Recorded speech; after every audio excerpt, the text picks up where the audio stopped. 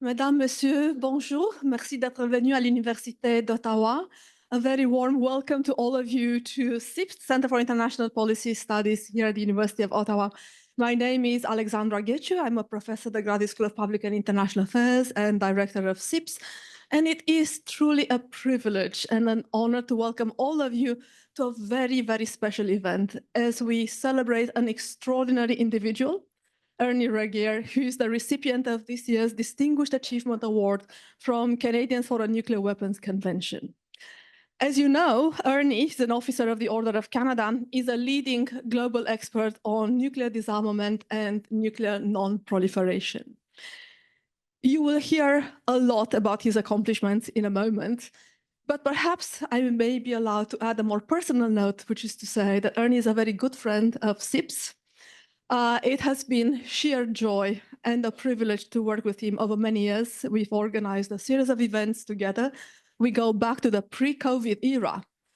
So we have a serious history here. Yes, exactly.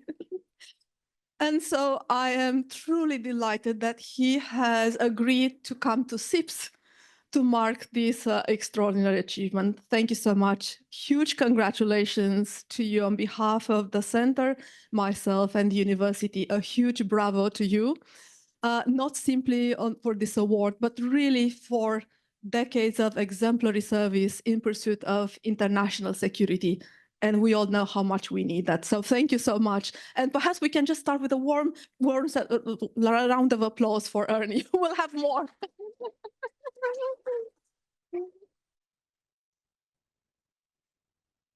Let me please mention that the event is, of course, co-sponsored by Canadians for a Nuclear Weapons Convention. And I would like to take a moment to thank them for their partnership, for their generous support for this and many other events, and for their vital work nationally and internationally in search of a world free of nuclear weapons. They have kept our hopes alive at a time when it's not easy to keep hope alive. And for that, we owe them a huge debt of gratitude. I thank my friend, Alex Neve, the chairperson of Canadians for a Nuclear Weapons Convention, but really all of you in this room and beyond for the hard and important work that you have been doing for a very long time. And I hope you will continue to do it because we need you, nationally and internationally.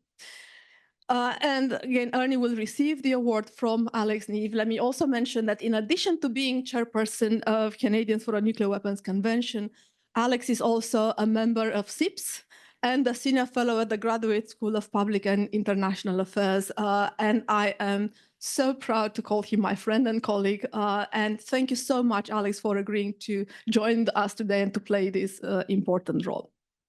Now, I could say a lot about the many accomplishments of Ernie and Alex and many others in this room, but I know you're all very keen to listen to Ernie's keynote address. So I won't keep you any longer, except to take a moment, if you will allow me, for our customary land acknowledgement. We pay respect to the Algonquin people who are the traditional guardians of this land. We acknowledge their long-standing relationship with this territory, which remains unceded. We pay respect to all Indigenous people in this region from all nations across Canada who call this city home. We acknowledge the traditional knowledge keepers, both young and old, and we honor their courageous leaders, past, present, and future. And with that, please allow me to invite Alex to take the floor and invite our very special guest to give the keynote address. Thank you, Alex. Thank you, Ernie. Thank you all so much for coming today.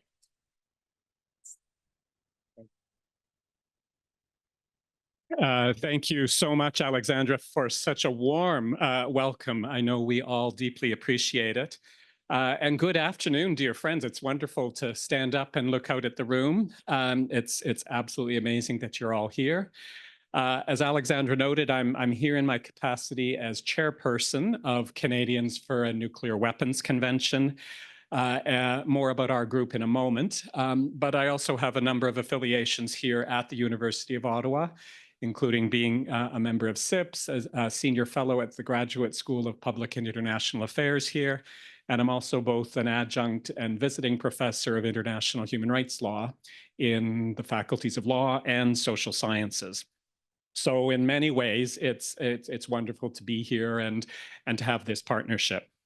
And I'm certainly honored would be an understatement to be moderating this very special event for such a special friend and colleague. It's tremendous to see this full house, to look out and see a number of familiar friends and colleagues, but also to see many new faces. And to know that we actually have quite a number of people, I believe, who are joining us online as well. So this is not the totality of folks who will be getting to bask in Ernie's honor and hear his special words. I too would like to express my deep appreciation and respect to CIPS, to the Center for International Policy Studies, certainly to Alexandra, to Gervais, to Renee, to other members of the CIPS team. It's been a pleasure working with you to pull this event together, and we certainly appreciate the incredible receptivity and welcome that we always receive when we approach you, kind of knock on the door saying, we've got an idea, how's this for an event? And there's always such incredible take-up.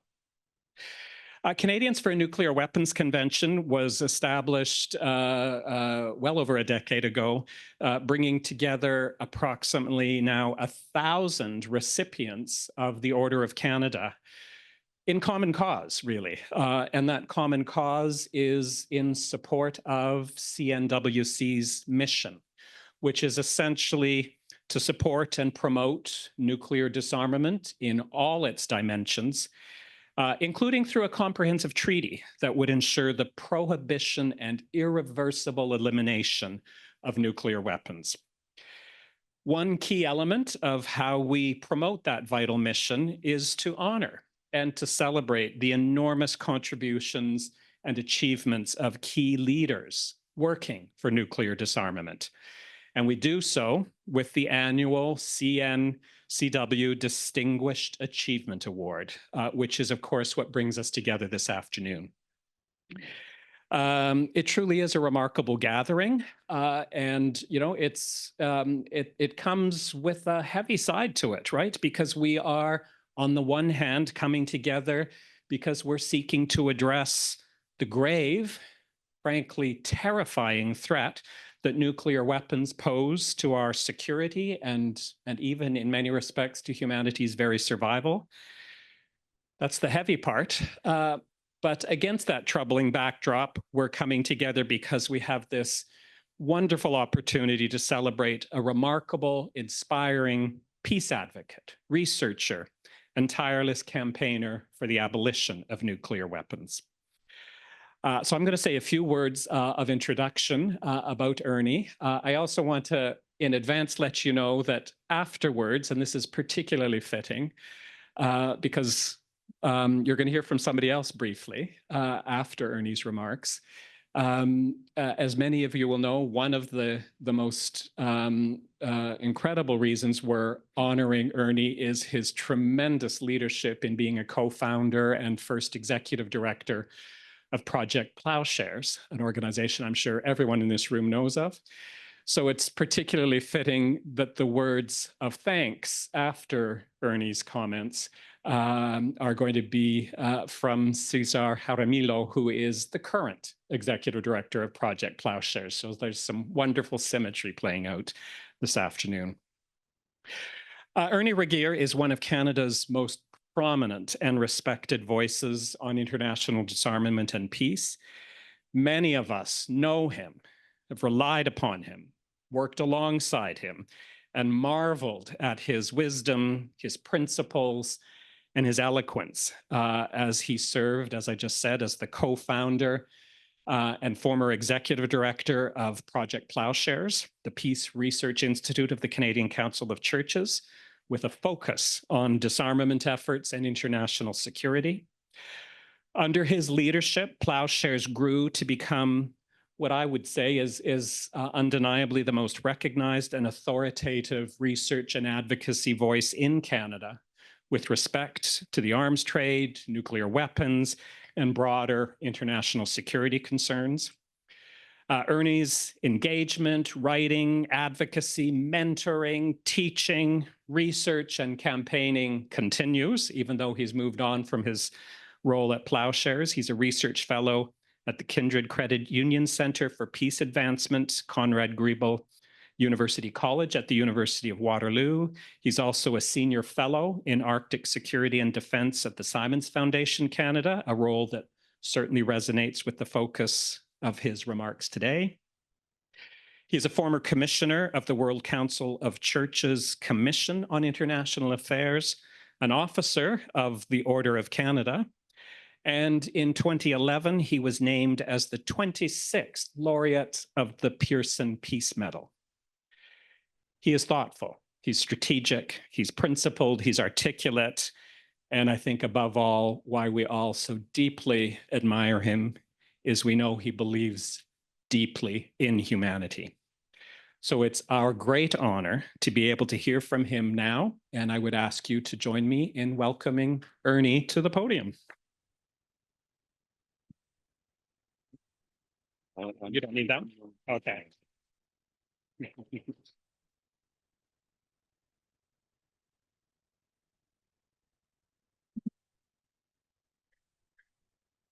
Yeah, well, thank you, Alex, for that very generous introduction. Appreciate it a lot, and thanks to all of my colleagues in the CNWC, Canadians for Nuclear Weapons Convention, in the steering committee and Canadian Pugwash Group.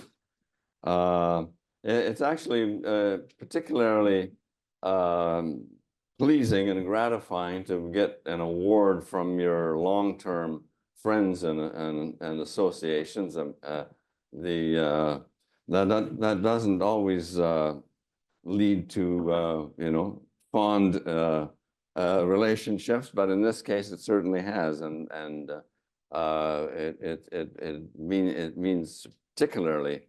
It's particularly important to receive this award from these friends. It's been my good fortune to have been able to work for rather a long time with wonderful colleagues, and to be part of and energized by a broader network of committed, knowledgeable, and skilled individuals and organizations. I've been deeply influenced by them and generously supported by so many. And there's a whole lot of friends here that I should refer to, but I'll keep it to just a couple of them. And I really have to begin with Doug Roach, who's sitting right here. I've had the pleasure of knowing Doug for many decades now, and he became a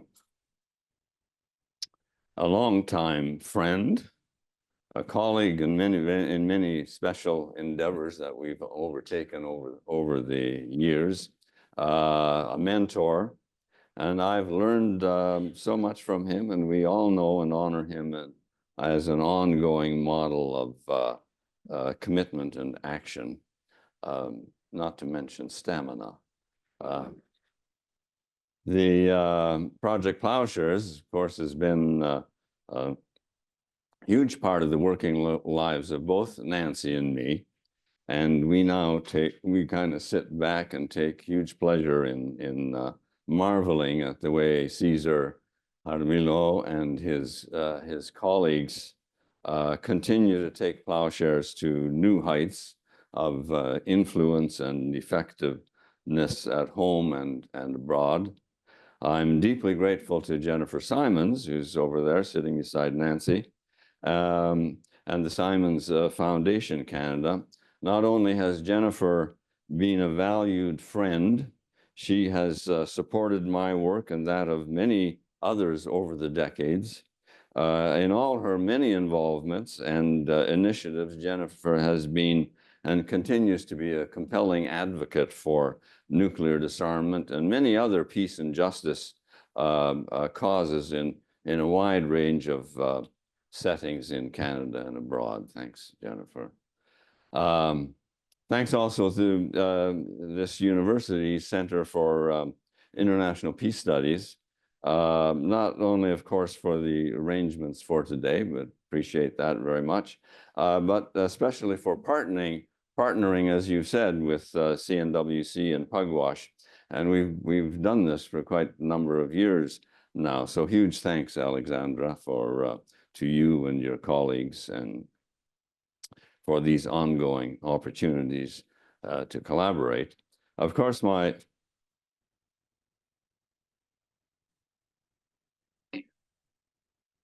this is where I lose it in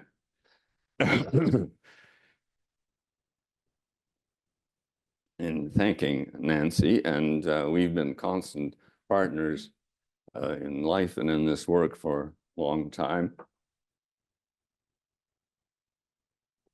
And you can tell that if I were to continue, which I should, I'd get real maudlin and embarrass Nancy and embarrass all the rest of us. So I'm going to leave it at a simple thank you. And I can see that she's grateful for that. And finally, let's not forget that across the whole country, there are people who year in and year out continue to support the work of civil society in these efforts, and they do it with action and they do it with money. In CNWC, we focus on fostering declarations of support for nuclear disarmament by a long list of distinguished Canadians who've been honored by the Order of Canada. The tireless workers and supporters and donors in pursuit of a more just and safer world are well represented here today, and you are needed more than ever. And the fact that you remain committed, engaged, and energetic, and the fact that this community is regularly joined by new cadres of younger colleagues is a source of genuine hope in what can only be called these troubled times, as Alex has already reminded us. So thanks again, Alex, for your leadership in CNWC and the many other leadership roles that you play, and to your colleagues putting this all together.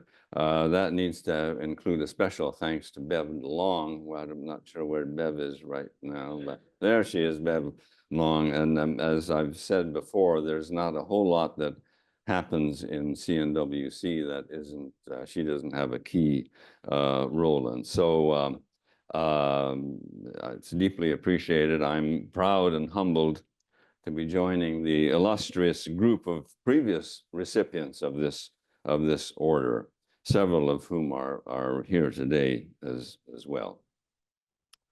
So thank you, and that brings me to the theme of today, on ways in which the Arctic figures in escalating East-West nuclear confrontation. This is a theme that is it's fairly narrow, doesn't cover the whole problem of nuclear weapons, but one particular aspect of it that happens in the Arctic, and that I think the Canadian government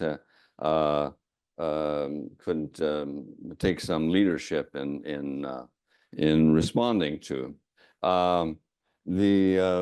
That portends a long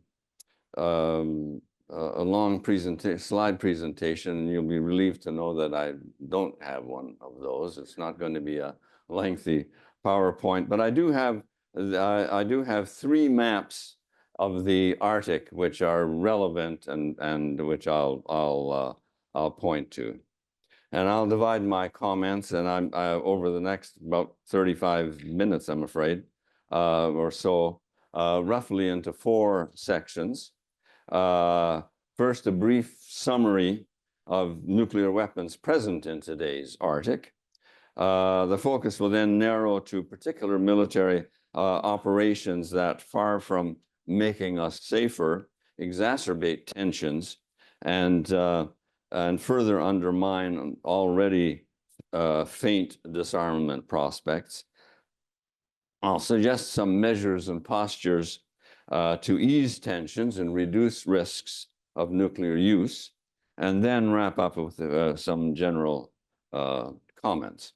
Well, not so very long ago, the Arctic was a region of low tension and high cooperation. But many of today's headlines offer a very different narrative. NATO is unprepared for Russia's Arctic threats. So says the Foreign Policy Journal. Time magazine warns of the coming battle over the Arctic. Chinese icebreaker mission to Arctic, clear signal of Beijing's polar ambitions, says expert. That's from the US Naval Institute. And then out of Finland, Arctic Today, a publication, Arctic Today, reports that F-35s land on Finnish highway to drill for future wars. So it's a kind of a dark picture that is being painted. I'm not saying that contemporary fact checkers would label these headlines as specifically false, but I think labels like misleading or needs context in particular would be warranted. These headlines point to real developments and concerns in the Arctic, but they're not the full story. And part of the story has to include some context around current militarization in the Arctic. So that's the Arctic. And each one of those names represents a military installation of some kind in the Arctic, and a particular military installation that is continuously staffed, seven days a week, year round. So that those are 68. Just one of those 68 is in Russia, and that's right there. This is the Kola Peninsula, which is actually over there. That's the Kola Peninsula, and so this is an expansion of that. And this particular base right there is where there are nuclear weapons deployed in the Arctic. So that all of the rest host conventional arms or related military installation. There are 8 sites in Canada.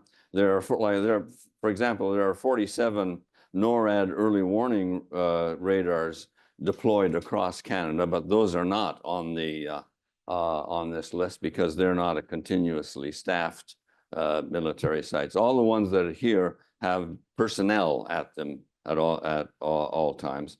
Greenland has 3, and one of those is an American base, the American Pituffik Space Base, formerly the Thule Air Base.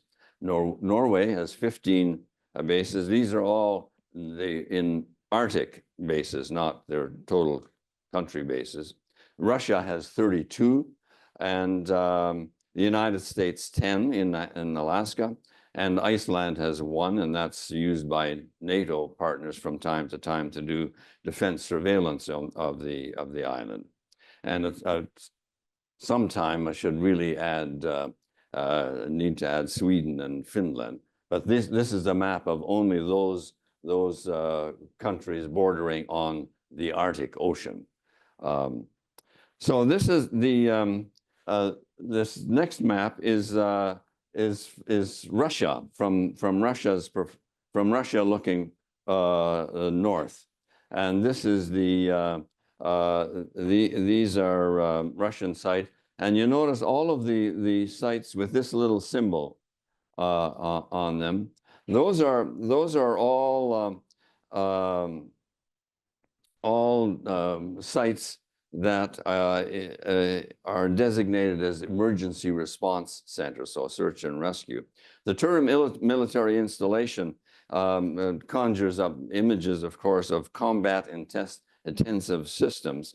And some of these across Russia and the rest of the Arctic are combat systems, but many of them focus neither on pressing east-west competition nor on power projection beyond national borders. The development of the Northern Sea Route, this is that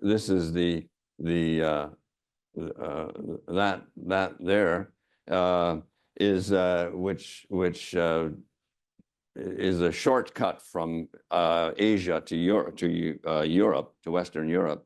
The development of the Northern Sea Route has, for example, greatly increased the need for Russia to add search and rescue and other emergency response services into the Arctic. And throughout the region, military forces are, as they are in the Canadian North in particular, prominently geared to supporting civilian authorities that have primary responsibility for public safety missions like emergency response and search and rescue, sovereignty protection, and meaningful presence in the Arctic is a basic civilian requirement, and also border control, that's a civilian activity. And in the Arctic, it includes the capacity to monitor maritime and air approaches to national territory. In the North American Arctic, increased attention to such missions of these civilian-led missions is not driven by worries about an expansionist Russia, but is a response to increased accessibility owing to, of course, to climate change and the anticipated increases in commercial air and sea traffic. So sea traffic through the Arctic is the sort of through traffic from Asia here going through there and then to Western Europe. That cuts about 10, 12 days off the trip from China to Western Europe. So that's a very popular development for China. There are also increased traffic just bound for Arctic destinations, supplies and that sort of thing, and also traffic that involves shipping resources out of the Arctic into the onto world markets, and this right there, that is the kind of center of Arctic development of liquid natural gas, which is being shipped out in large quantities these days. In the European Arctic, and I'll just go back to the slide, in the European Arctic, which is there, you can see that Norway, the north of Norway, and Finland there, both of those have direct borders with Russia. So there, sovereignty and border management, of course, is more tightly linked to national defense and security concerns. Two Russian infantry bases, Pashenga and Alakurty, are just across the border there and there from those two countries. So they obviously experience the Russian presence in a much more immediate and threatening terms than do we in Canada. So geography has determined that the route that for Russia to have access to the Atlantic Ocean, the ships that do that have to be based in the Arctic. That's the only way they can get to Russia can get to the Atlantic, except for going way around through the Suez Canal and so forth. But for reasonably efficient access to the Arctic, it has to come from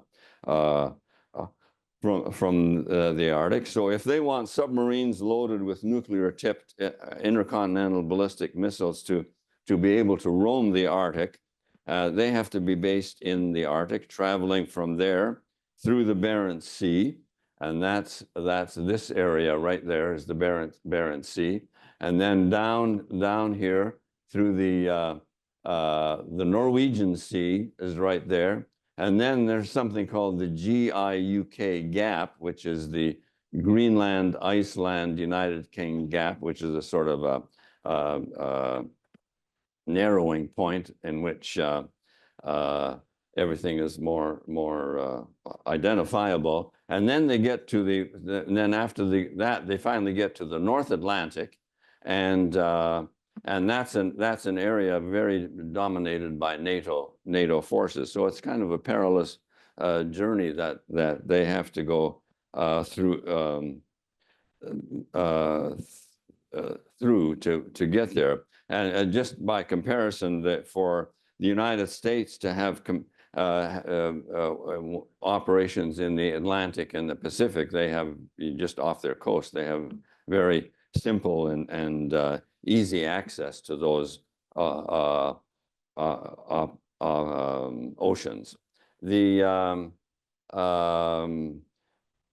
For details about the Arctic facilities in the Arctic, the Federation of American Scientists and its nuclear notebook reports in the Bulletin of Atomic Sciences are the go-to source. One of the authors of that report was with us this morning in a conference we had this morning, Matt Korda.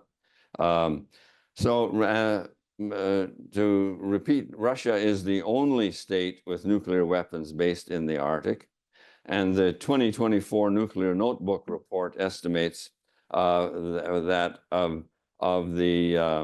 of Russia's 1,710 deployed nuclear warheads, they have more nuclear warheads than that, but of those actually deployed, 1,700 roughly, 640 of them are on submarine, nuclear-armed submarines. Half of them in the Pacific Fleet, which is the I'll go. Yeah, is the Pacific Fleet back to Russia here. That's right on the Kamchatka Peninsula. This is where the Pacific Fleet is based, and the other half is in the Kola Peninsula that we've been talking about, and that's where the Northern Fleet is based. So that means of the 640, 320 warheads based on nuclear-armed submarines are based on that peninsula in the Arctic, and so given that their nuclear weapons are deployed there are also nuclear weapons storage sites in the Arctic as well.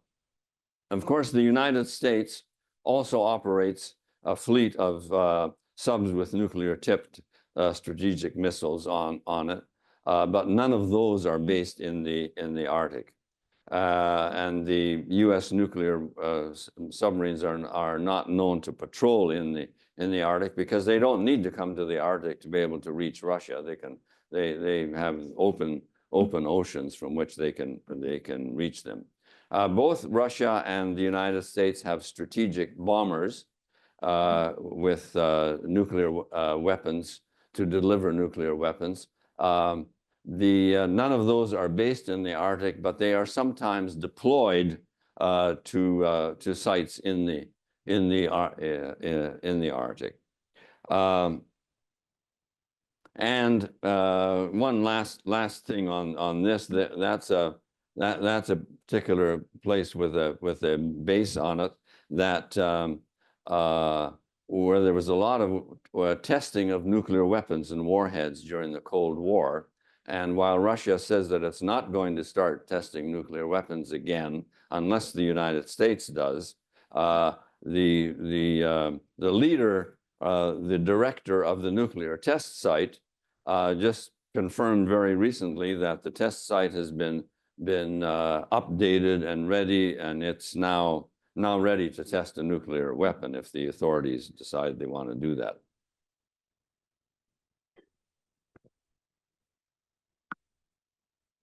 I have to say that the Arctic militarization and nuclearization is not particularly new.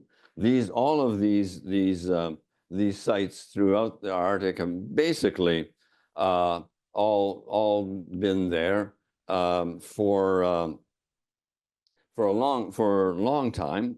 They were there through periods of Cold War, very high tension, and periods of détente and low tension during the Cold War, and in the immediate post-Cold War years, when East-West relations could actually be characterized as very friendly.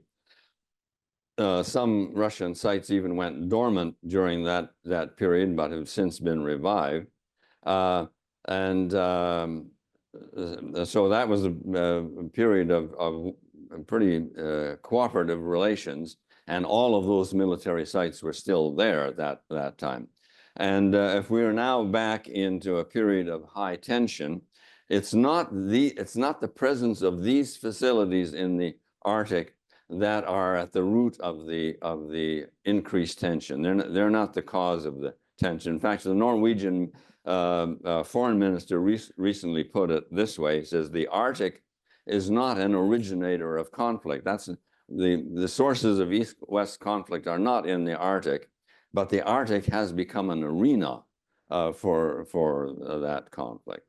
The nuclear installations, in particular in the Arctic, that Russia has in the Arctic, do not respond to Arctic-centered conflicts, but to strategic competition dynamics far from the Arctic.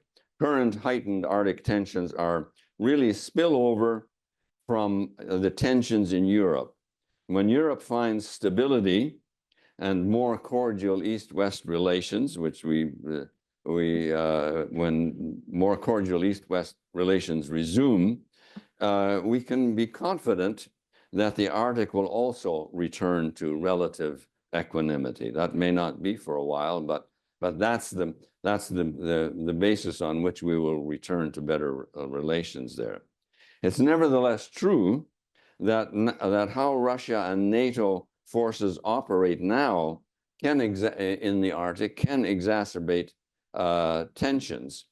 And I want to focus on US and NATO anti-submarine warfare patrols aimed at Russian strategic subs and their intercontinental ballistic missiles, which operate in the Arctic and which serve as second strike deterrent forces for Russia. And that means we have to talk a little bit about orthodox deterrence theory, which holds, of course, that in a nuclear-armed world, the way to prevent war, says deterrence theory, is for each nuclear power to be convinced that if they were to try to gain advantage in a conflict by launching a preemptive, devastatingly destructive nuclear attack on a nuclear-armed adversary, that adversary would still, after suffering that attack, have the capacity to retaliate with equal devastating force. And so that being the case, that it eliminates any advantage or incentive to attack in the first place. That capacity to fire back, even having suffered a devastating attack, is thus intended to deter nuclear powers from going nuclear in the first place. It's a stalemate based on mutually assured destruction. And in the current heavily nuclearized standoff, if the mutual assurance of destruction reduces the likelihood of an initial or a first strike attack, it is reckless to undermine an adversary's retaliatory or deterrent forces. But as we're all aware, of course, this deterrent system is replete with extraordinary risks and dangers. Miscalculation of an adversary's retaliatory capability or intention, firing an assumed retaliatory or second strike in response to what turns out to have been a false alarm of a first strike, could set things off. The constant search for so-called usable nuclear weapons, meaning an attempt to devise a more limited attack calibrated to not trigger the nuclear retribution or retaliation, and plain human error or utterly irrational behavior. And we're all aware that the latter is not a declining possibility. So the sober and essential way to get out from under this Damoclean nuclear sword is by mutual arms control disarmament, not by threatening an adversary's deterrent forces. Yet the Pentagon declares that part of the mission of its attack submarines operating in the Arctic is to hold the adversary's strategic assets at risk from undersea. Strategic assets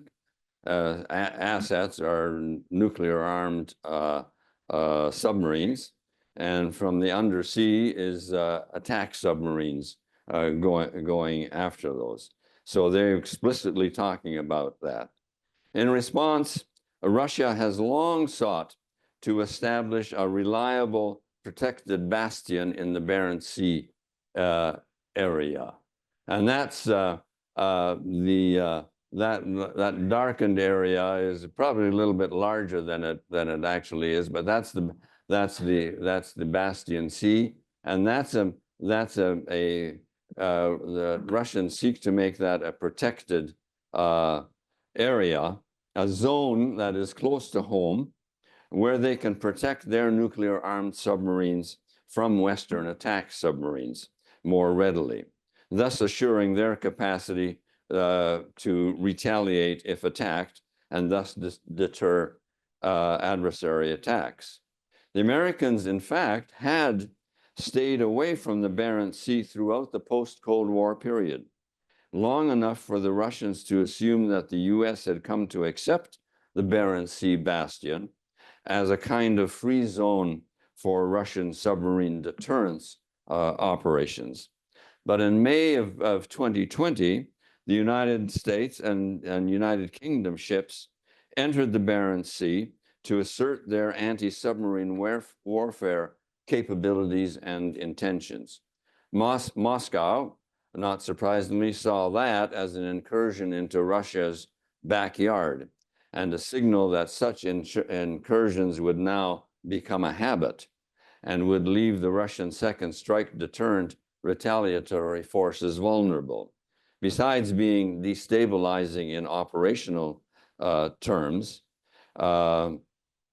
as long as the Russians perceive their own forces, deterrent forces, to be vulnerable, they have little incentive to cooperate on any new round of nuclear arms reductions, and indeed they then have incentives to increase their offensive capability. A logical and important, if modest, a risk reduction response would be to seek a mutual agreement or arrangement to curtail anti-submarine warfare operations against second strike deterrent forces in the designated areas like the Barents Sea, and a parallel place for the Americans has been suggested in the Gulf of Alaska, but there are other zones too. Over the decades, there have been, in fact, a variety of proposals for such mutual limits on operations against second strike deterrent forces in agreed zones. The Canadian researcher and analyst known to some of you, Ron Perver, explored such possibilities in some detail in the early 1980s. Some Norwegians also took up the issue, and more recently in 2020, Matt Korda and his colleagues at the Federation of American Scientists floated the idea of developing operational norms against harassing or trailing an adversary's subs bearing nuclear-tipped strategic missiles. Also in 2020, to show that this is a more mainstream argument and proposal, and not just from the disarmament advocates alone, the Naval War College Review, an article, an analysis in the Naval War College Review, essentially endorsed the idea of these zones, concluding that the US Navy should adopt a strategy of minimizing rather than maximizing the threat that US forces may pose to Russian second strike submarines. And there's an unusual contemporary precedent for a major power voluntarily limiting its threats to an adversary's second strike forces, namely the American Arctic-based interceptors of the Strategic Missile Defense System. Russia and China have persistently pressed concerns over that if Alaska-based missile defense interceptors ever became effective against Russian and Chinese warheads traveling through space to targets in the US, that would threaten and undermine their confidence in their deterrent forces and incentivize them to increase their offensive forces. The fear being that the US might get the idea it could launch a first strike against China and have its ballistic missile defense system then successfully protect the US from retaliatory or deterrent forces. Russia has thus made it clear that any future arms reduction agreements, like a successor to New START, would have to include specific limits on American missile defense.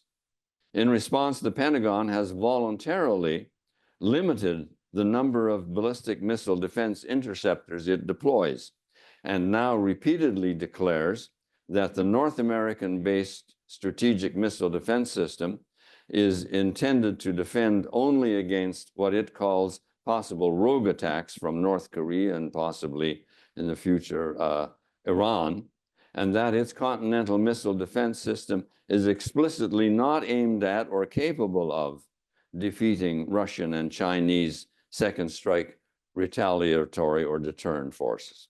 That's a welcome restraint, but in future negotiations, neither Russians nor the Chinese will put their trust in voluntary reversible restraint, but will demand treaty guarantees of that restraint. So the question is, if the Pentagon is open to limiting its land-based missile defense threats to an adversary's deterrent forces, why are they not also agreeable to limiting their sea-based threats to those forces? It obviously has to be acknowledged that the current context of rising tensions and mistrust is unlikely to be conducive to an outbreak of the level of strategic mutual sanity that such limits require. But it is those very tensions and the logic of their own respective deterrent requirements that should move the US and Russia to explore alternatives to dangerous military maneuverings in the Barents Sea. Furthermore, and importantly so, their respective Arctic partners, including Canada and the Nordics, should, as a matter of some urgency, be prodding NATO and the Pentagon to rethink and change course. And Canada should certainly not be sending, or should not send its anti-submarine warfare frigates on patrols with the US in the Barents Sea. Canada has, by the way, consistently supported limited limits on strategic defenses. From the Pierre Trudeau government's stance in the late 1960s and early 1970s in the debate leading up to the ABM Treaty, to Mulroney's refusal to join Reagan's Star Wars or Strategic Defense Initiative, to Paul Martin's refusal to join the North American Ballistic Missile Defense System, and the Stephen Harper and Justin Trudeau governments both resisting increased lobbying by elements of the Canadian defense community to join the Ballistic Missile Defense Treaty. In other words, Canada should once again be championing a ban on destabilizing threats to deterrent forces. And Mary Simon, long before she became Governor General, proposed explorations of how, I'm quoting now, how naval uses of the Arctic and other seas might be limited in order to advance arms control and the common security of all nations. Such a ban would be an important risk reduction measure, but not actual disarmament. Canadian Pugwash has done some great work on the idea of establishing the Arctic as a nuclear weapon-free zone. That's important preparatory work for when the political conditions change, but it remains that Russia's Arctic nuclear forces will unfortunately not be dismantled or significantly reduced, independently of an overall shift in the global strategic climate away from confrontation. The current imperative is to prevent nuclear operations on both sides from exacerbating East-West tensions, strategic instability, and risks of nuclear use. Quite a different, changing topics now,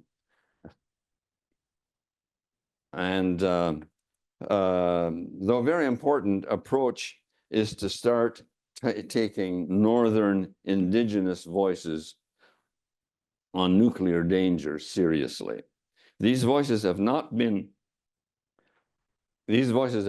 silent, at least since the founding of the Inuit Circumpolar Council in 1977. Demilitarization and denuclearization of the Arctic have been on the Inuit agenda. Professor Dali Sambo Doro, a longtime human rights scholar and advocate, directly links the rights of Indigenous communities to them having a voice in Arctic hard security discussions affecting their territories.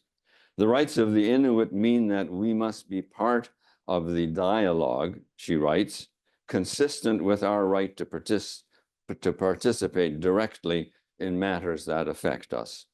In November 2022, submission to the Senate Defense Committee, the Inuit Circumpolar Council in Canada says, policy making concerning Arctic and global security is too crucial to exclude Inuit and should not be left solely to experts within the military and government. Those who live and occupy this region have a right to be part of decision-making, from community wellness all the way to defense policy. Mary Simon's seminal article of 1989, that's the one I referred to just a moment ago, focuses on efforts towards an Arctic zone of peace. We do not wish, she wrote, our traditional territories to be treated as a strategic military and combat zone between Eastern and Western alliances.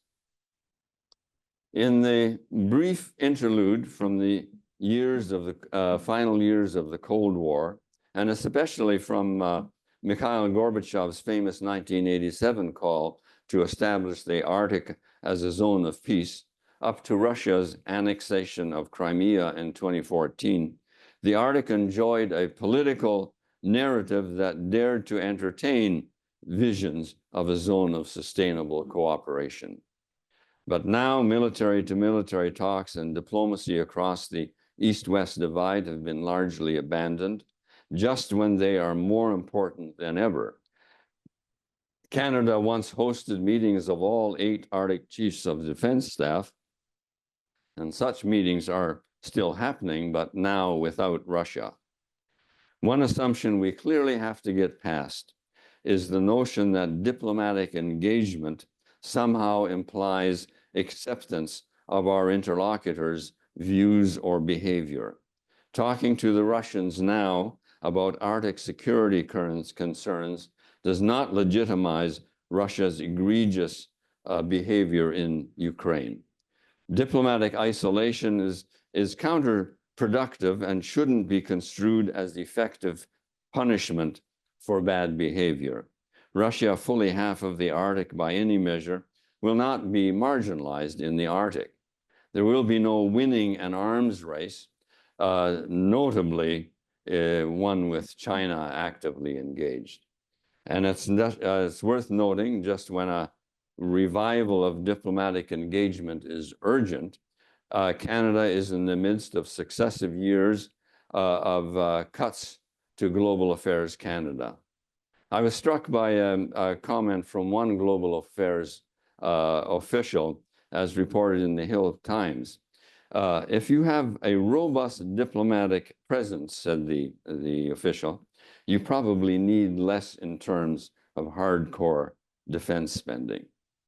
That's not an idea with a lot of currency these days, but it's worth thinking about. Again, it has to be acknowledged that there is no guarantee that Russia would at this point participate, even if invited and welcome to talks. But that should not mean abandoning all engagement efforts. That simply means the need to search for other levels of engagement, and that can include track 2 diplomacy, scientific interaction, and various other ways of engagement. And the latter, the scientific engagement, is actually slowly being picked up in the Arctic Council working groups. In the meantime, the overall overarching security system that prevails among the major powers is nuclear deterrence. And if it fails, it will do what it's built to do, and that is rain down extraordinary destruction on the planet that none will escape. Khrushchev had the best phrase. He said, the living will envy the dead. Just think about the audacity, the arrogance that it takes to build such a system. That if Russia or China or the US consider themselves to be in desperate peril, they insist on the right to resort to nuclear attack and thus unleash an orgy of what would essentially become unlimited planetary destruction. And to think that it is the planet's rational, moral species that has come up with this system and has the temerity declare it a credible foundation for peace and security.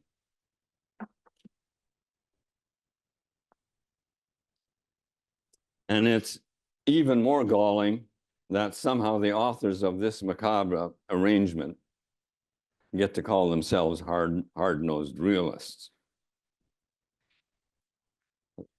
There are paths to real security, but they are largely lost amidst the maze of frenzied efforts to keep the arms flowing to all current battlefields and to modernize those nuclear arsenals, all bolstered by the grateful enthusiasm of military-industrial complexes and by ostentatious refusals to talk to adversaries.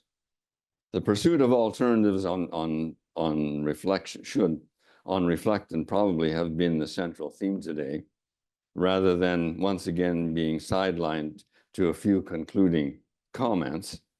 But I'm saying this to a room that includes many who can and do regularly give compelling lectures on human and planetary security.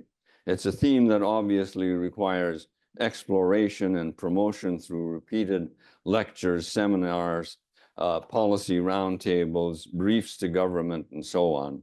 Indeed, some of that happened this morning at the session we were at, and will again happen in the next couple of days. As advocates of alternatives to the nuclear deterrence system, we certainly can't allow ourselves the arrogance of declaring that the answers are easy or are in plain sight. Systems and plans fail. But there's one thing that we can promise, and that when human security plans fail, people certainly suffer, but those plans don't have built into them retaliatory attacks on the planet to incinerate it in the fires of nuclear destruction.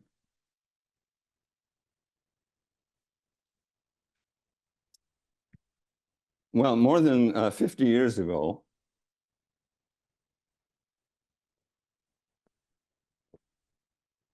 in the context of Cold War arms racing, the venerable Canadian historian James Ayres insisted that while the major powers may have a monopoly on sheer force and destructive power, they enjoy no monopoly over ideas.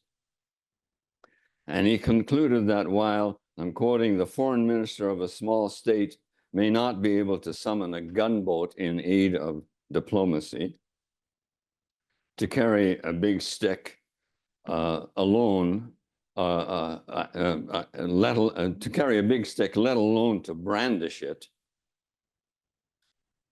he or she can carry a briefcase well enough and stock it with proposals. Well, it's time to load up the briefcases. There are Arctic military measures that Canada must and is putting in place. For example, upgrading the early warning system through NORAD, mounting more effective domain awareness and emergency response capability, just to mention some. But we'd also benefit from approaching the Arctic with a little less paranoia and a lot more of the creativity and diplomatic energy and determination that we have as a country from time to time mustered, and devote it to war prevention and conflict resolution. The Arctic is now undeniably part of a perilous international security environment. But that doesn't mean the Arctic is the source of that peril.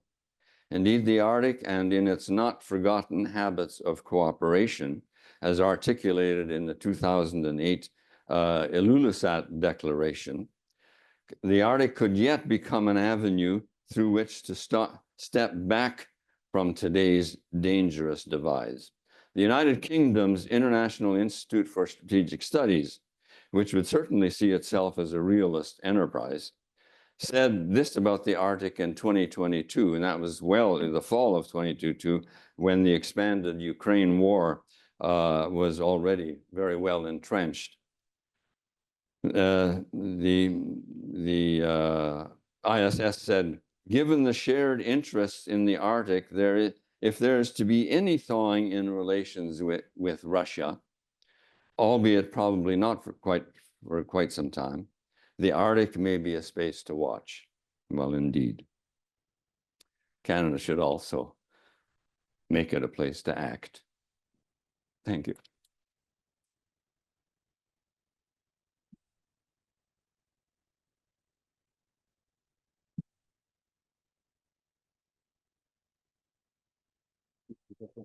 Yeah, yes. Hello. Thank you so much, Ernie. How does one say voice of reason without sounding trite or cliche, but intending its full meaning? And that's what comes to mind with Ernie, my friend. Contagious. Yeah, I know. You gotta watch it. It spreads. Yeah. No, it's all good. Alexandra, you're such a wonderful host every single time. You know, we're gonna be here tomorrow in full force, and it's always like being home, and you make us feel like being at home. So that's very good. Thank you so much for having us, and the whole crew. Thank you, Alex, for giving me this opportunity to speak after Ernie. Not an easy task, big shoes to fill, more ways than one for me. And I just want to say, I mean, what you just heard. Classic Ernie. Classic Ernie. Did you catch at the beginning when he immediately made a disclaimer? Like this needs further, this would have warranted further context, or this would have warranted a disclaimer that it was misleading. Classic Ernie. Don't believe the headline. Read beyond the headline. Do your homework. That is classic Ernie. We were having a strategic conversation at Project Plowshares the other day. True story. Conundrum. True story. Just recently, fresh on my mind, somebody says, what would Ernie do? And I'm the director. And I didn't take offense because before they said it, I was wondering, what would Ernie do? And I mean it. And we have such great admiration for Ernie as does anybody who knows him. And when I say a voice of reason, I don't say it because of this lecture or just because of the fact that he is indeed a voice of reason, but because he has a method, I feel, and I've tried to glean some of the Ernie method a little bit. So one is, as I said at the beginning, don't believe the hype, don't believe the headlines, look beyond, find out for yourself. Secondly, do your research. What you see here is the tip of the iceberg. No Arctic pun intended. But it's really backed up by methodical research, painstaking research, hours of research. And this is what you see. But that allows him to stand here and say, and know that what he's saying, and we know that what he's saying is backed up by facts and research and hard data. And that is a privilege. Something I've heard from you directly, Ernie. We have to lay the groundwork, even if conditions are not ripe today for positive action. And that is a wise one. I take it to heart because sometimes it's very easy to feel frustrated and just and this is one of those times, just the inaction of the international community and the nature of the challenges and their difficulty. And it may be easy to come to a conclusion there's nothing to be done. And I've heard from Ernie, what's to be done? Lay the groundwork because conditions may be ripe when you least expect it for any number of things, for progress. So, okay, you're ready for action? Here, we have given it some thought. We, people like Ernie, speak your mind, even if unpopular. Don't go with the groupthink. Don't go with the cheerleading. He speaks his mind and makes it clear it's not necessarily what everybody's thinking, and then it makes you think. And then I'm like, okay, that's a very, very important point. Ernie sticks with the issues for a long time in a good way. And he avoids the fads, and there are fads even in our field, the talk of the year, of the month, of the hour. If he did nuclear disarmament, he did it fully and well. He did the arms trade, he did it fully and well. And now he's taking on the Arctic. And we're all lucky for it because we have the best research in the country and among the best research in the world on the Arctic and on Arctic security. This one I admire personally, write well. Oh my God, Ernie's writing is crisp, clear, methodical, and can be for a room of faith-based people or academics or diplomats. When we're writing in this sector, people often ask the question, who is your audience? Like as if that's going to change dramatically the output. Who is your audience? It has some impact. But I think if you're writing like Ernie, it doesn't matter who the audience is because it's always crisp and clear and conveys the message that he's trying to convey. He is generous with his knowledge. He says, you know, do not confuse the seriousness of the topic and it's the sobering realities that Ernie describes and thinks about, with his approachability, and his generosity with knowledge, and his openness to having his brain picked. And that is something that, you know, we we have benefited from. So he is, you know, oh, and one last thing, I mean, not an exhaustive list, think global, act Canadian. He always brings it back home to Canada. You know, like there's the reality out there in the world, in the act, et cetera, et cetera. Okay, so this is what's happening from a Canadian lens, from a Canadian perspective. And that's something that's very valuable, of course, here, and very much appreciated. So he's a guy who understands the issues, not superficially, not in a black and white lens, not in a good guys, bad guys. He sees the nuances when nuance is sorely lacking in current policy conversations. He identifies the fault lines, the vulnerabilities, the incentives, the actions and reactions. He doesn't group, you know, he said, well, within this group, but there is a nuance here, and this actor acts a little bit different in this way, and this actor.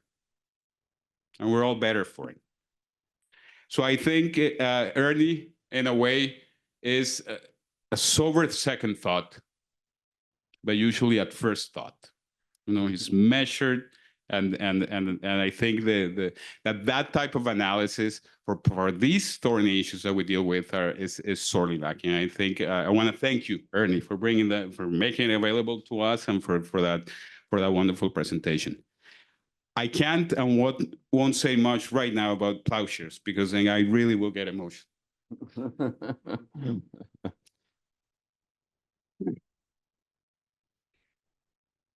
But it's such an honor. But I liked the ending, or towards the ending, that you had this image of a briefcase, you know, with proposals instead of brandishing a stick, which is not that different, you know. It reminds me of course, of swords into plowshares, you know, having you know, sticks into briefcases or something like that. But that is something else that characterizes Ernie. You know, don't just be critical of reality. You have to have policy alternatives. You have to have proposals. You have to come to the table with something, so that you're not just, you know, somebody screaming from the outside with no better alternative than the one you're criticizing, but you're well positioned and better positioned indeed to engage in these conversations when you have policy proposals. Always Ernie inserts some sort of policy proposals into his analysis. So I will leave it there. Thank you so much, Ernie, for the wonderful lecture. Thank you. I will let Alex do the introduction of the proper introduction of the award that is of course so richly deserved. And thank you for everything, including your friendship. Thank you.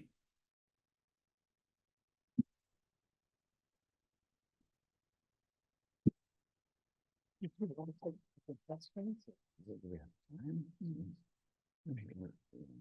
up to you. It's up to you.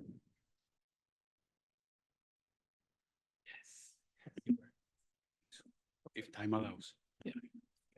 So Ernie's open to taking maybe 2 or 3 questions from the audience. So if there are questions, please signal. So Paul, please.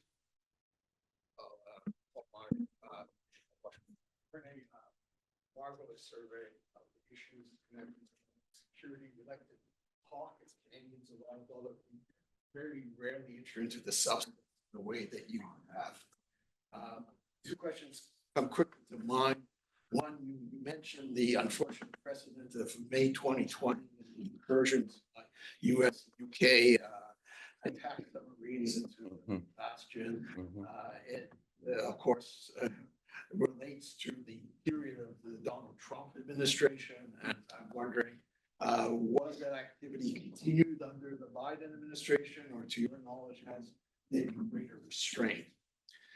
And my second question is, among those Arctic realities is, I think, a potentially promising situation, and that is surrounding Svalbard.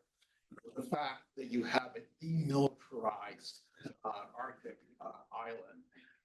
And I just wonder if you feel that there is any way in which that might serve as a model in the future arrangement. Thanks, Paul. I'm not sure that, well, there have not been reported additional surface patrols in the Arctic by NATO forces.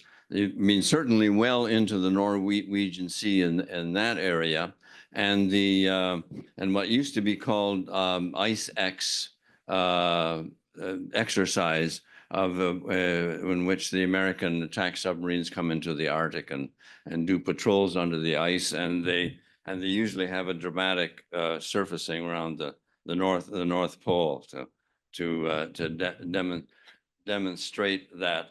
I mean, those have been going on for some time, but they are now and also intended to be a reminder of the anti-submarine warfare capacity that the U.S. brings to the Arctic, even though it's not known whether those particular submarines ventured into the Bastion area or not, but they're part of the signaling operation. The Svalbard, yeah, that is a treaty area. It's islands that are under the sovereignty of Norway, but are subject to an international treaty which demilitarizes those islands. And they're, I mean, they reflect part of the history of the Arctic as viewed in a different way than other regions, and viewed as a place of cooperation. And in the early post-Cold War years, as you know, the Arctic cooperation was significant international treaties of all of the eight Arctic states. I mean, I think that Svalbard speaks to that tradition of cooperation. I'm not thinking now of how it would specifically be applied, but it reinforces that tradition, I would say. Yeah. Good, please. Thank you. It was a very interesting presentation. I have a question about something you said at the beginning of your presentation, and I think it was that the Arctic was really affected by sort of spillovers, strategic spillovers emanating from Europe. And I'm just wondering if you can elaborate on whether you mean from a perspective of deterrence theory, first and second strike capability, or just more broadly. Mm-hmm. Question is that you're very, I guess, focused on nuclear disarmament and so on. Do you link that to the horrors of potentials of other weapons of mass destruction and the links between compressing area and the other things? Well, the first part, the spillover from Europe. If I mean, it was always said that the prospect for actual combat in the Arctic was quite remote.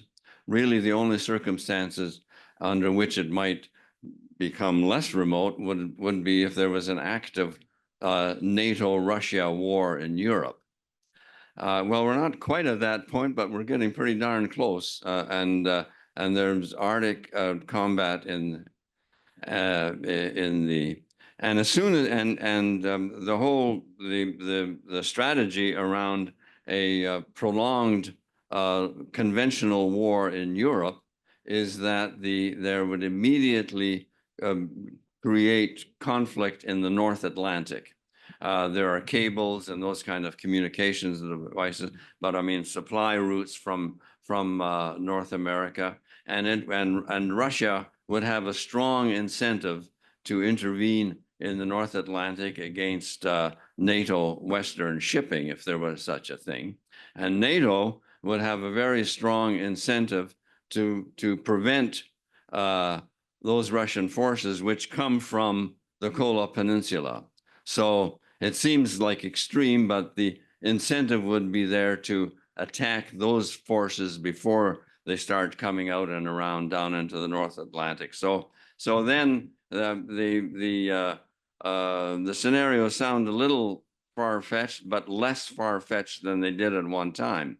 And so that's the way in which and if there were then attacks by NATO of the Kola Peninsula on the Kola Peninsula, it wouldn't because they have a dispute about something in the Arctic. It wouldn't be because they have a dispute about something in Ukraine or Estonia and so forth. So it spill over in that sense of the thing. And I'm not sure I quite understood the about the nuclear disarmament and other weapons of mass destruction. Uh-huh. Think that if you press one area, make it less advantageous. Oh, I see. Yeah.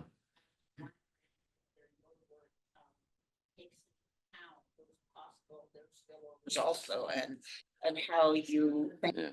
your Yeah. Well, I mean, there are others here who would respond to that more effectively, Paul being one of them. But I mean, arms control people will work on who work on nuclear weapons disarmament will also work on chemical and biological systems. So I'm not really in a position to elaborate a whole lot on that, but if somebody else wants to, they might. But Okay, I think we have there's time also- for a yeah. couple more questions. Come again? In the back, behind Adele, and then Adele. Hi there. The idea of transparent oceans based on cheap and ubiquitous sensors, I think more likely to be deployed to the Arctic because of the austere conditions. Yeah, yeah. That, in my mind, just speeds us towards the threat felt by, in this case, the Russians for the patrolling of the Barents Sea, in this case being done by manned platforms. But if we assume that we're moving towards this future of transparency across the board, how, in your opinion, does that affect the calculus in, or the traditional calculus in deterrence?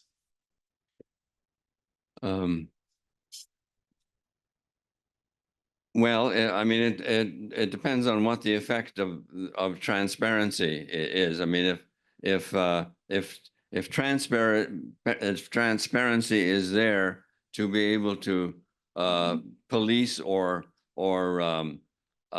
implement an agreed upon zone of non-interference with the deterrent forces, I mean, then it strikes me first off that it makes such a zone more feasible. The more transparent the undersea is, and the more that you know exactly who's going where, the more you can reach an agreement on an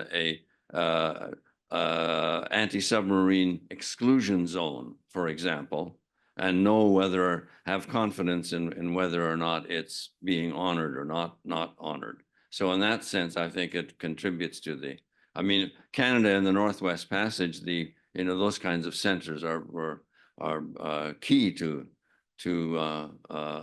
understanding what is happening in the Canadian North and to be able to give assurance to our neighbors that nothing untoward is happening in our waters.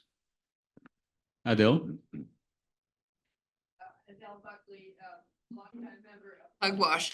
I want to ask a question about some recent news that said Chinese Coast Guard vessels together with Russian naval vessels, maybe nuclear submarines, were off the coast of Alaska near the Bering Sea. Yeah. Now, Yeah. that's on record. But the question is, China is very clear about they'd like a foothold in the Arctic. Yeah. Would we expect, if ever, to see Russian, Chinese submarines in the Arctic? Well, I'm going to be bold there and say I doubt if ever depending what kind of submarines you're talking about, certainly not nuclear armed submarines. Why would China, which has it has its own problem in the South China China seas, but it has a vast Pacific Ocean within which to roam and more easily escape American surveillance. Why would they come up into the narrow choke point of the Bering Strait to go into one of the most difficult operational theaters around and bring a submarine into the Arctic? It's not beyond imagining, but it's not a likely scenario. China also recently, which is a more likely effort, there was a recent joint patrol of strategic bombers of a Chinese and American one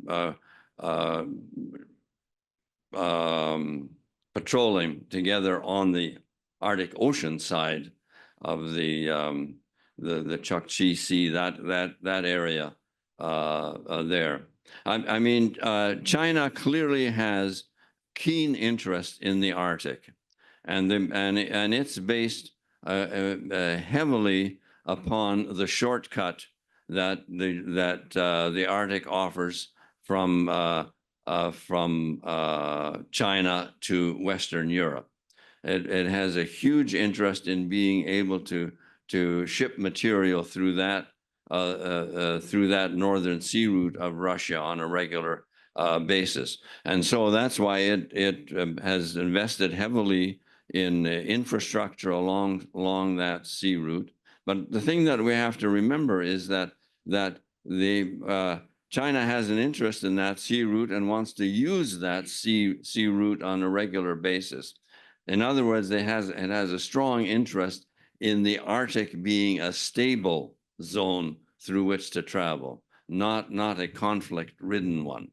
So I think that its fundamental interest is in stabilizing the Arctic, and its alliance and sympathies are certainly with Russia at the moment, because it's through Russia's exclusive economic zone that the Northern Sea Route goes pretty much entirely.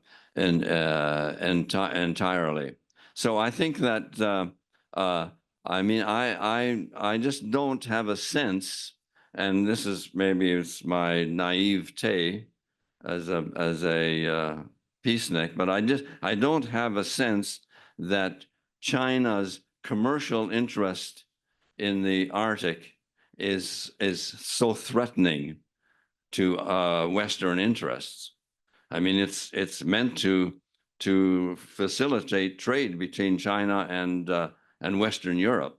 I mean, that's kind of a primary point of them having this keen interest in the northern sea route. And maybe others can take issue with that, but that my sense. Okay, that concludes I'm sorry, we're out of time for questions and answers, and now I'll turn it over to Alex for the official award presentation.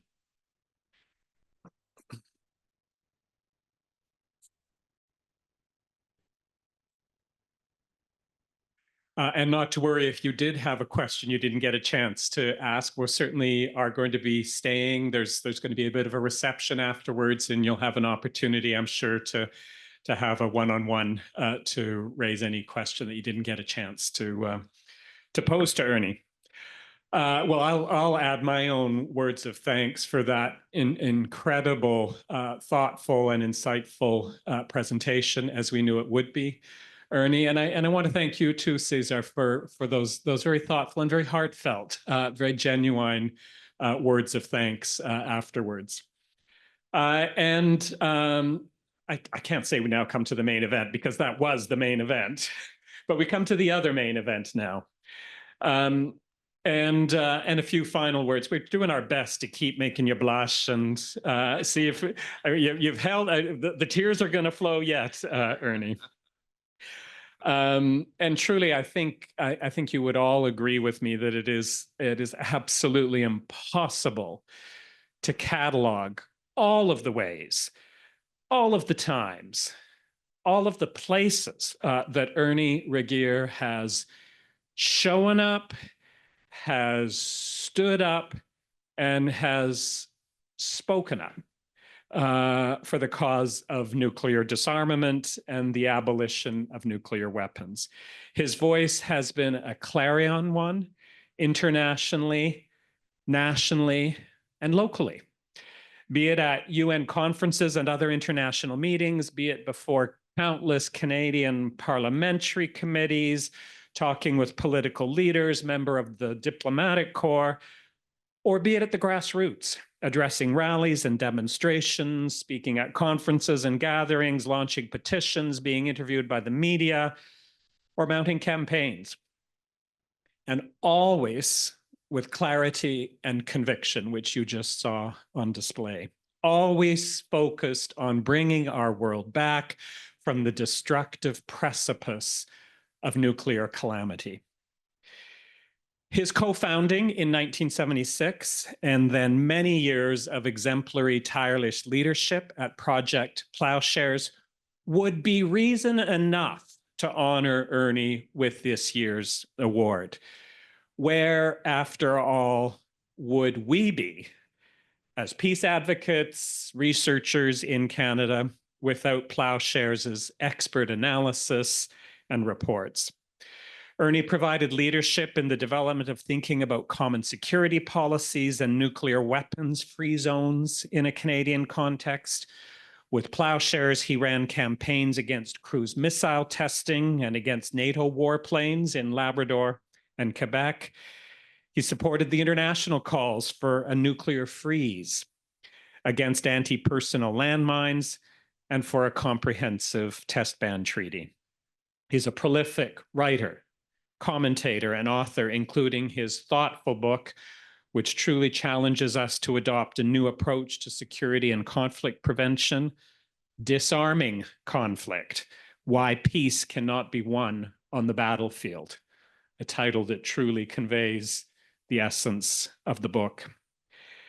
And as you have just heard, through his work with the Simons Foundation, he is pressing us to consider nuclear issues, security, and the Arctic, such a vital and yet terribly overlooked issue for our country. In short, in so many ways, we simply would not be where we are as a peace and disarmament movement in Canada, as researchers, as advocates, as scholars, as activists, without Ernie's hard work and incredible wisdom. Having heard from the man directly, and I know many of you will have heard from him frequently before this afternoon, I'm sure you'll agree with me that it is beyond evident why Ernie Regehr is the recipient of this year's CNWC Distinguished Achievement. And I want to say those two words again: Distinguished Achievement Award. Distinguished? Absolutely. Achievements? Beyond measure. Impact, contributions, making a difference? Completely. And all with Ernie's characteristic humility, big heart, graciousness, generosity, loyalty, good humor, and deep-rooted solidarity. So congratulations, Ernie, on being the recipient of this year's award, which I'd now like to present to you. And maybe I'll just read for everyone what is here.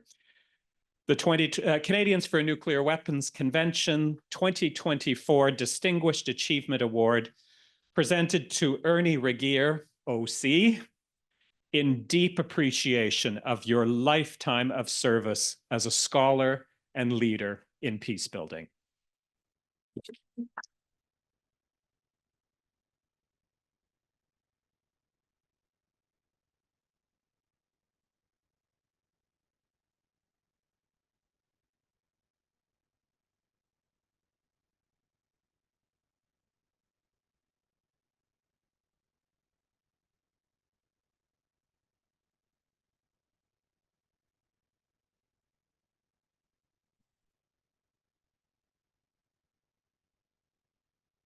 I knew people would take to their feet, absolutely. So don't feel you need to rush away, friends. You've probably noticed there are the fixings for reception at the back, some food and drink. And we have this room until 6:30. You don't have to stay that long, but please don't rush off. And as I say, I'm sure if you did have something you didn't have a chance to raise with Ernie, I'm sure he would be delighted to hear from you. Thank you again to our SIPS partners, Alexandra, for hosting us here, and thank you, everyone. Thank you for this wonderful room full of Ernie's fans. If you weren't before, you certainly are now, for joining us for this wonderful event.